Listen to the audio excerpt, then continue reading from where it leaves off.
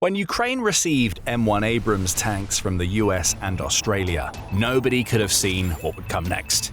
There have been upgrades aplenty, and Ukraine has made the M1 unstoppable. Turtle tanks? More like an unrelenting force through upgrades that have turned the M1 into a beast that Russia can't handle. Ukraine's upgraded tanks are out of this world, and even the US will be sniffing around for the upgrades which counter drones in a way never seen before. Ukraine's transformation of the M-1 Abrams into a turtle tank that can actually operate as both a tank and a defensive force against drones is nothing short of remarkable. And you'll be finding out just how useful these tanks have been in the southern counteroffensive soon. But first, the basics. According to a March 31st Euromaidan press report by former Forbes military contributor David Axe, Ukraine has been workshopping its supply of M-1 Abrams by adding layers of anti-drone protection to its baseline armor. Ukraine's 1st Assault Regiment is leading the charge for this new generation of anti-drone tanks, as we've seen from images that have emerged of it turning the tank into a lethal combination of furious firepower and drone-shattering defenses. The regiment has even taken to Telegram to share photographs of the M1 transformation that it's completed. Tanks, APCs and MRAPs are being covered with custom protection adapted to changes in the battlefield. Strong armor means a surviving crew and troops, and therefore a completed mission. Those who adapt, survive, and move forward, the 1st Assault Regiment declares in a statement alongside the shared pictures. And at a first glance, those pictures seem to show a Frankenstein of a tank that looks very different from what you would expect an M1 Abrams to look like. There are what appear to be metal cages on either side of the tank's gun. The images show workers welding more steel and cages to their tank. This looks like a mishmash of solutions, a makeshift method for making the M1 Abrams difficult for drones to take down. But the reality is that what we see in the pictures is the result of months of design evolution that has been focused on achieving one key thing: creating an anti-drone turtle tank that can actually fire its main weapon. The major drawback of every tank that uses drone cages that we've seen so far in the war is that the cages stop the tank from using its main guns for protection. It's often the sacrifice of firepower for enhanced defenses, and it essentially means that the tank becomes useless for one of the main reasons why it exists in the first place. Not anymore. Ukraine's M1 Abrams transformation has delivered a turtle tank that can fire, and this has been a multi-unit effort. The 47th Mechanized Brigade was among the first to strengthen the defenses of their M1 Abrams tanks. Axe reports that this brigade started adding new layers of explosive reactive armor to their stock of Abrams, along with rubber skirts designed to stiffen the composite armor built into the 30 or so tanks that they had in their arsenal. That was a good start. More would come. The 425th Assault Regiment is another that has a small stockpile of Abrams tanks, and it's been busy developing defenses of its own. Their dozen M1s now sport large metal frames that can support drone-detonating metal spines in the thousands. The concept is remarkably simple. Russia's FPV kamikaze drones hit the spines and the frames that contain them before they hit the tank. So the drone explodes harmlessly and the tank pushes on. Then comes what the 1st Assault Regiment has done. Those metal cages we mentioned earlier, the ones on either side of the Abrams main gun, those cages are part of a new metal frame that surrounds the M1 turret, which allow that turret to rotate left and right so that tank operators can actually aim their most important weapon. This is a revolution in anti-drone armor for tanks. It means that operators are no longer limited to steering their tanks in the precise direction of a target if they want to rattle off a shot. This transformation means that the M1 Abrams in Ukraine's possession can actually work like tanks are supposed to work, with the added benefit of being loaded with enough anti-drone armor to make them unstoppable as they move forward through Russia's FPV drone kill zones. But here's where a sweet dose of irony comes into play. For so long the innovator in the war, Ukraine has turned into a copycat for this particular invention. Russia has been looking for ways to turn its turtle tanks into actual working tanks again, and the blueprints of a design that emerged from Russia have served as the foundation for everything that Ukraine has created with its transformed M1 Abrams tanks.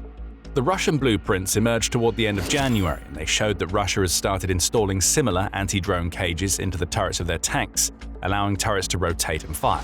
It took nearly 4 years for Russia to come up with this idea after it had spent the entire Ukraine war losing thousands of tanks to Ukraine's drones. But as soon as the blueprint emerged, Ukraine saw it, copied it, and made it better. Those blueprints first appeared on social media, which suggests that there is a leak somewhere at the Siberian Omsk Transmash tank plant that reportedly created the blueprints and intended to use them in the manufacturing of the new T-80 tanks for Russia. These blueprints suggest that Russia is making a concerted effort to build anti-drone tanks en masse, but it never expected Ukraine to pick up on one of the few examples of Russian innovation in Putin's invasion and turn it into a weapon that can be used against Putin's forces. Russia may have come up with the idea, but it's Ukraine that is currently proving how well it works in its southern territories. As for the US, it may well be happy to see what Ukraine is doing to its M-1 Abrams tanks. Ukraine, in turn, will be happy about that. Toward the end of 2025, Australia completed the delivery of 49 M-1 Abrams tanks to Ukraine, in a move that 1945 says angered the US. The outlet says that the US had tried to steer Australia away from providing the tanks to Ukraine amidst a pause to military aid from the US implemented by the Trump administration in early 2026. Whether that's true or speculation on 1945's part remains to be seen, but now the US will be more than happy to see that Ukraine is modifying its tanks to counter drones. After all, that may be a technology that the US will need sooner rather than later, especially if talk of a potential ground invasion of Iran turns into action. Iran is the home of Shahid drones, and there are already reports that it's working alongside Russia to counter Operation Epic Fury. If a US ground invasion happens and becomes large enough to involve tanks and armored vehicles, Iran will likely start deploying the same kinds of FPV drones that Ukraine is countering with its Abrams modifications. If that's the case, the US now has the blueprint on how to counter that approach from a nation that is doing everything that it can to reinforce its alliance with the US. Some will deride what Ukraine has come up with as the latest version of a Frankenstein tank that Russia has been mocked for creating. But they are so much more than that. Russia's real problem is that Ukraine has taken the mock cope cages of the past and turned them into legitimate assets that are making the M-1 Abrams a powerful force on the battlefield. And this isn't speculation. There is footage of Ukraine's transformed tanks that prove these weapons will be a huge asset in the southern counteroffensive. That alone changes everything. And by the way, there's a lot more where this comes from. If you're getting value from the military show, don't forget to subscribe to the channel. Now, the footage. What does it show? To answer that question, we head to Prilukki, which is, or was, home to an enemy stronghold in the Zaparisia region. Since the beginning of February, which is right around the time that Ukraine's southern counteroffensive started, that stronghold was being assaulted by the 1st Assault Regiment. Artillery was deployed, and it smashed Russian defenses to pieces. As always, Ukraine's drones were in the mix, taking out Russian troop deployments and conducting reconnaissance. But the star of the show was a modified M-1 Abrams tank that finished off the offensive with a trio of strikes that simplified the work of assault troops on the ground, just as a tank is supposed to do. The 25 seconds of footage shared by the Ukrainian Liberation open source Intelligence X account shows Ukraine's new tank in action. From the beginning of the video, we see a trio of Russian positions highlighted, and the tank rolling down the road to confront them. Then the first shot. One position goes as the Abrams scores a direct hit. The tank then moves forward and confronts the second Russian position. We see the same result. Aim, fire, destruction. Another position goes down. Finally, we see the perfect example of what Ukraine's latest innovation has achieved for its tanks. Without moving forward, the tank rotates its barrel to the right and fires on the last Russian position. The tank didn't need to move forward or turn around, it did what it was supposed to do, rotate its barrel and fire. Now, Ukraine has a tank that works as a tank should, only it's much more effective. Defense matches offense, and Russia has no answer for it. The location where Ukraine utilized its M-1 Abrams is important. Zaparisia is part of the southern region into which Ukraine has been pushing since the end of January as it reclaims swathes of territory. That alone is a humiliation for Russia that we'll be returning to very soon. But ahead of this humiliation is the embarrassment that Putin and his cronies will feel about the fact that Ukraine now seems to be the frontrunner when it comes to using tanks on the battlefield. That was never supposed to be the case. Russia is meant to be the king of tanks. The country's massive stockpile was as much part of its military identity as they were a threat to Ukraine when Putin launched his invasion. However, heavy losses over 4 years of warfare have led to Russian tanks being fielded far less than Putin would like. According to Ukraine's Ministry of Finance, Russia has lost 11,830 of its tanks between the beginning of the invasion and April 2nd. That figure veers uncomfortably close to 3,000 tanks per year that Russia is losing, which has been a huge body blow for a nation that believed that it could roll into Ukraine with its armor and take over everything. Now, Russia is a nation with tank paralysis. As Axe notes, Russia has been forced to park its tanks, only deploying them in small numbers, and always in fear of the repeated hits that Ukraine can deliver with its FPV drones. Much of 2025 saw Russian forces having to ditch their slow-moving tanks in favor of smaller and faster armored vehicles, or in many cases, motorcycles and civilian vehicles, that those troops thought would stand more of a chance of evading the drones. When that strategy didn't work, Russia's commanders didn't return to the tanks. They started sending soldiers into Ukrainian territory on foot, often as part of small infiltration units that were tasked with setting up defenses and waiting for backup that often doesn't come. Russia's primary and favored strategy of massive mechanized assaults had to be abandoned. Russian tank losses have dropped sharply in Ukraine as a result of this forced change in approach. For instance, Defense Express reports that Russia suffered just 14 confirmed tank losses in January, and only 5 in February. Compare that to March 2022's figures of 278 confirmed tank losses, and it becomes very clear that Russia has had to stop using the mechanized assaults that Putin favors because it lost so many of its tanks that it can't pull those assaults off anymore. That's humiliating enough in its own right, but salt really gets ground into the Russian wound when it sees Ukraine's M-1 Abrams tank doing what we saw in Zaparisia. As Russia has been forced to park its tanks, Ukraine's tank operators are getting bolder. They're not launching full-blown mechanized assaults. Ukraine doesn't have enough M1s for that, and Russia's drones still pose too much danger. With its newly armored tanks, Ukraine can launch flash counterattacks against Russian positions that see its tanks go in, destroy quickly, and get out again, all while they're protected by a new form of anti-drone armor that makes them capable of rotating their turrets once again. Compare that to Russia's attempts to create something similar. Though Ukraine's design has been inspired by an alleged Russian blueprint, the reality for many of Russia's tank operators is that they haven't seen anything like what Ukraine has just introduced to the battlefield. Russia's turtle tanks are loaded with defenses, sure, but they're packed so full that turrets can't rotate and the tanks themselves can barely move. One example comes from March 29th, when Euromaidan Press published a picture of what it dubbed a giga-turtle tank that was covered in every type of defense that Russia could think of. Spines, chains, and mine rollers were all over the tank to the point where its turret wasn't even visible. That armor has weight. The giga-turtle can only reach speeds of 10 kilometers or 6.2 miles per hour. Russia has traded maneuverability and utility for defense, while Ukraine is finding the balance between all three factors.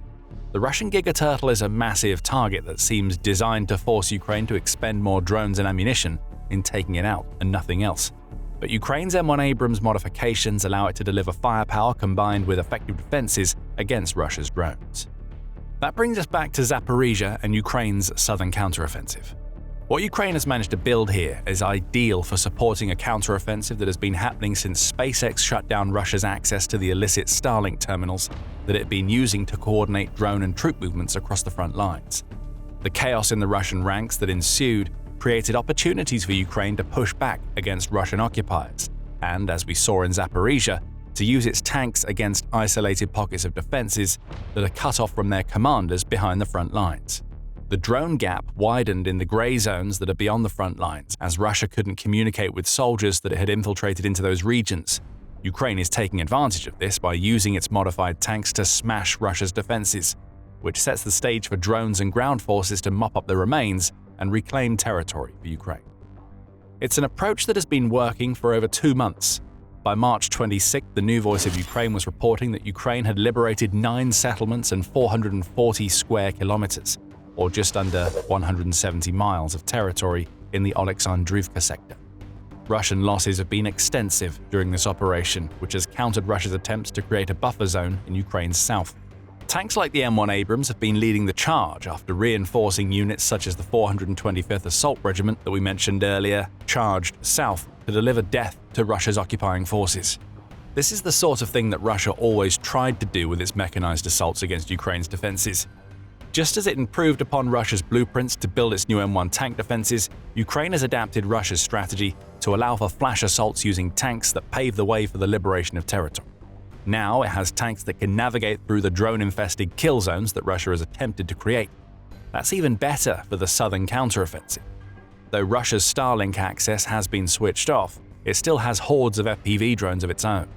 It planned to build 2 million of them in 2025 alone. Those drones are as much of a danger to Ukraine's tanks as Ukraine's drones are to Russia's armor. But now Ukraine has anti-drone tanks that can counter this threat and still present the kind of attacking force that we saw in Zaparisia. All of this is in service of what Ukraine plans to achieve in 2026: exhaust Russia's forces, deny them breakthroughs, and build reserves that Ukraine can use for more counteroffensives and to defend itself against Russia. Those are the three goals that the Ukrainian army's commander-in-chief Alexander Syrskyi laid out toward the end of March. Ukraine wants to make Putin's forces dance to the Ukrainian tune. It's working. The 13-pronged spring offensive that Russia has launched is already being blocked across practically every axis. The southern counteroffensive, in which Ukraine unleashed its modified tanks, has played a huge role. That's especially the case in Ukraine's east, where Russia is pushing to try to take the Donbass. Putin's goal with the buffer zone we mentioned was to prevent Ukraine from sending reinforcements into the east via the south. Big holes have been blown through that buffer zone, and Russia is now being forced to commit more resources to the south, which in turn snatches resources away from its main effort in Ukraine's east. This was all carefully planned by Ukraine. When Starlink was shut down for Russia's forces, Ukraine executed its plans perfectly. Modified M-1 Abrams tanks were part of the Ukrainian counteroffensive that saw it retake more territory from Russia than it has at any other point since the summer of 2023. Now the Abrams are ready for more. Equipped with new anti-drone armor and capable of doing what they were always designed to do, those tanks are going to continue taking part in Ukraine's flash assaults against Russia's defensive positions. Ukraine has something that is out of this world on its hands. Russia's troops have already felt the force of what it can deliver, but the odds are high that Ukraine is just getting started, and its tanks are going to become a true terror for Putin's patsies as more of them are equipped with the defenses that the 1st Assault Regiment has revealed. Despite all of the setbacks, Russia is still plowing ahead with its spring counteroffensive. That is a mistake. In return for their efforts, Russia's soldiers have suffered their deadliest day of the year so far, as thousands of them died in just 24 hours. Worse is coming. And you can find out more about that dreadful day for Russia if you check out our video. And if you enjoyed this video, remember to subscribe to the Military Show so you don't miss any of our coverage of the Ukraine war. And thank you as always for watching.